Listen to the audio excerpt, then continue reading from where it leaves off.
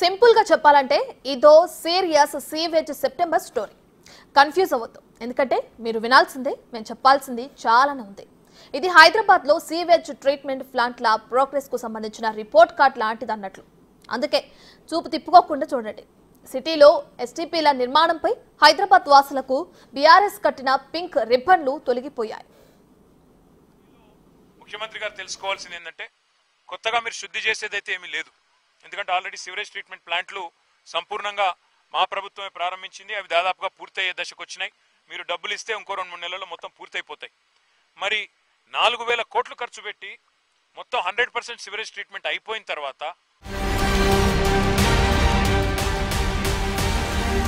అబ్బో విన్నారుగా ఎస్టీపీలపై కేటీఆర్ డైలాగులు. వినేటోడు చెప్పేటోనికి లోకు అన్నట్లు మనం వినే కొద్దీ ఇలాంటి ముచ్చట్లు చెబుతానే ఉంటారు. అసలు హైదరాబాద్ లో మీరు చేసిన సివేజ్ ఏందో, దాని ట్రీట్మెంట్ ఏందో, మొత్తంగా ఎస్టీపీల లెక్కాపత్రం మేం చెబుతాం వినండి.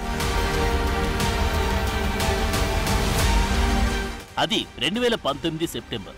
అసెంబ్లీ సమావేశాలు జరుగుతున్న సమయం. ఆ సమావేశాల్లోనే హైదరాబాద్ లో సివేజ్ ప్లాంట్ల నిర్మాణానికి సంబంధించి కేటీఆర్ ఓ ప్రకటన చేశారు. 2019 డిసెంబర్ నాటికి ఎస్టీపీల నిర్మాణానికి సంబంధించిన మాస్టర్ ప్లాన్ అవుతుందని చెప్పారు.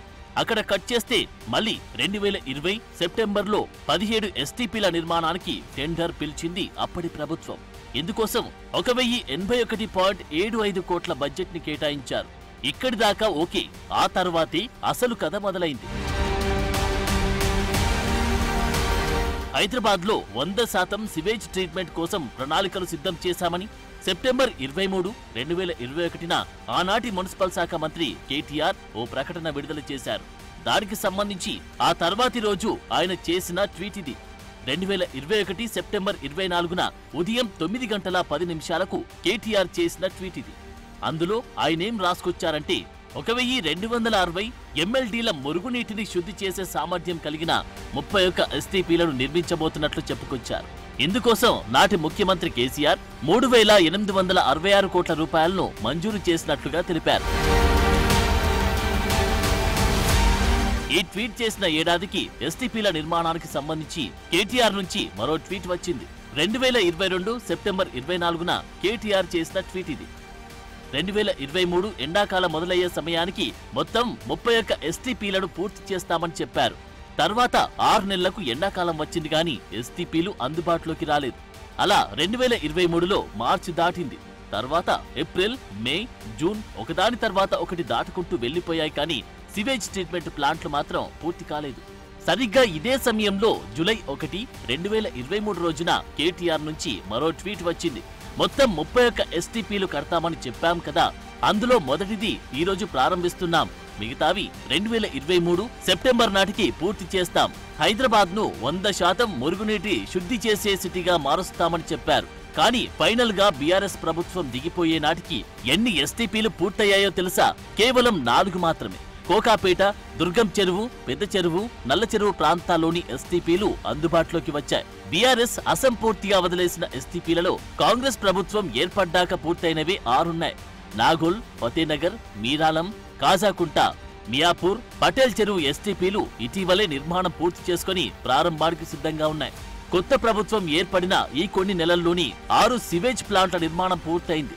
ఇటీవలే కేటీఆర్ వెళ్లి గొప్పలు చెప్పుకున్న ఫతేపూర్ ఎస్టీపీ కూడా కాంగ్రెస్ అధికారంలోకి వచ్చాక పూర్తయినదే.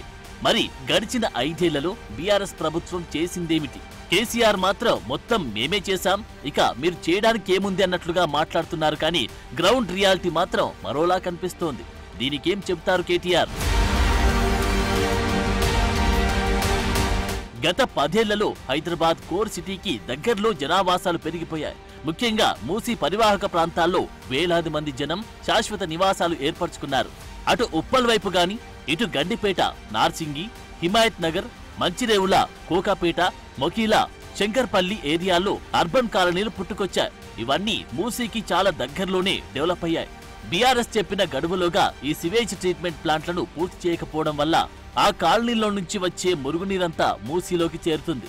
ఎందుకు గత 10 ఏళ్ల బీఆర్ఎస్ సర్కార్ నిర్లక్ష్యమే కారణమనే విషయం కేటీఆర్ గుర్తుంచుకుంటే బాగుంటుందనే అభిప్రాయాలు వ్యక్తమవుతున్నాయి.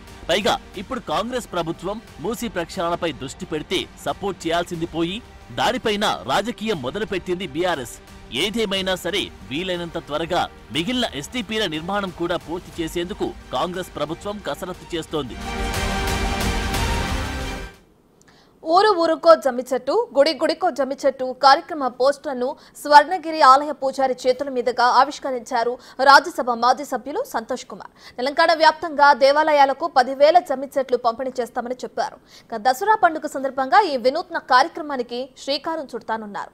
భక్తి పూర్వకంగా అందరూ పూజించుకునే జమ్మి చెట్టును తెలంగాణ రాష్ట్ర వృక్షంగా నాటి కేసీఆర్ ప్రభుత్వం గుర్తించినందుకు ప్రత్యేక ధన్యవాదాలు తెలిపారు.